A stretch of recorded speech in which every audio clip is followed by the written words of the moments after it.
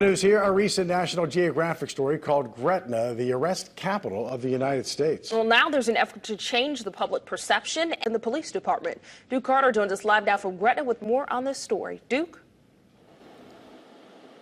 Hey, good morning, Mike. Good morning, Sheba. You have two people coming together. You have Dr. Peter Scharf and Ameer Baraka. They're coming together to sort of basically build a better relations with the community, specifically the African-American community. Now, take a look at this video. They've recently have training sessions that challenge officers here in Gretna by looking at stereotypes to race and poverty, also looking at the misinterpretation of African-American communication styles. Now, topics from this training session include reducing arrest based on false racial cues and supporting officers in mentoring minority youth. Now, the other person involved in this training session is Ameer Baraka, who was one person who turned his life around after going to jail. Now, he's going to be speaking to officers as well about his experience as an African-American male who basically lived in the streets and did that. Now, we spoke with Dr. Peter Scharf, and here's what he had to say about the training session.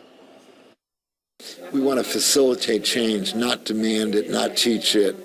You know, it's a different approach than other cities which listen to the monitors. You know, and the problem with that approach is you may get conformity and not change.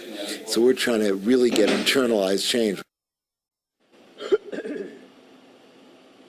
Now, another topic of discussion is body language among African-American males. And coming up in about 2 hours, we'll be speaking to both Dr. Peter Scharf and Ameer Baraka about the training session here at the Gretna Police Department. But for now, we're live here in Gretna. Duke Carter, Eyewitness News.